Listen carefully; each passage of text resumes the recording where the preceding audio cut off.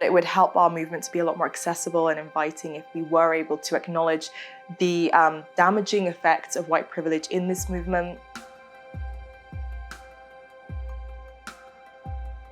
Growing up, my parents had always instilled in me and my siblings a very strong social justice conscience. They've always, they've never needed a reason to be compassionate, a reason to be empathetic. They just genetically and inherently are just very loving and giving people. And they always encouraged us to stand up for what's right where we can and to help us identify where injustice was in our communities, in our local community, but also our wider community in the UK.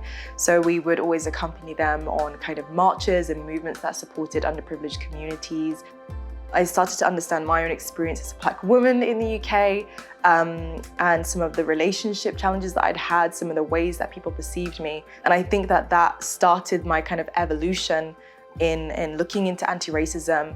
But then as I was looking into human rights activism and anti-racism and understanding the scope of racism and how it's entirely systemic, and I realized that if I was going to do this in a meaningful way, I had to align every single one of my actions with my values as best as possible. And part of this was omitting meat and dairy from my diet, but just my general consumption as well. I've always loved animals, but I think now I have such a much deeper consciousness for animal suffering, and I'm able to also bring that into my activism. I have a much greater awareness of climate injustice as well from being vegan. I would say that my trajectory is more anti-oppression. So I always feel like veganism is the start, but it's not the end. It's the beginning of a journey that helps us to be more conscious and compassionate in all ways, shapes and forms, which I think is why Kimberlé Crenshaw's intersectionality framework is so important and fundamental when we're engaging in activism, to be able to see the different layers of our identities, how everybody's coming into these movements with different perspectives, different experiences, and how each of those experiences can inform and strengthen our different movements. But it would help our movement to be a lot more accessible and inviting if we were able to acknowledge the damaging effects of white privilege in this movement.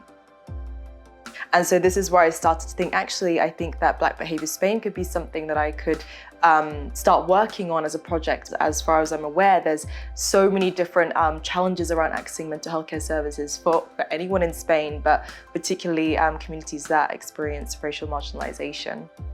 A lot of the content that I create on Black behaviours, whether it be to talk about how we can take care of our mental health in the Afro-descendant community, whether it be to talk about how we can address issues of racism in our local communities, often are kind of inspired by my own lived experience. I was just amazed just to see how many people could connect to that, how many women, in particular Black women, could connect to that, and also women of different cultures as well for different reasons, but also something to validate their experience as well. When they're saying, I experience misogyny, or I experience this intersecting form of inequality as a Black woman or as a Black queer person, So one piece of advice that I would give somebody who's maybe embarking on their activism journey or just involved in activism in general would be to really dig deep and try and first understand yourself and the experiences that you faced.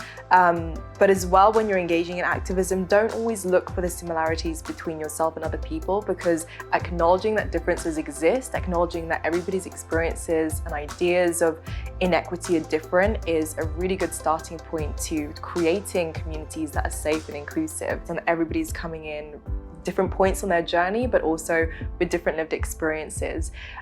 We all are, and it's really important for us to understand the privileged identities that we have and how that means we might be able to engage more in certain movements than others, but also just to be aware that when we're engaging in any type of activism, that it's really important to come in with compassion and empathy.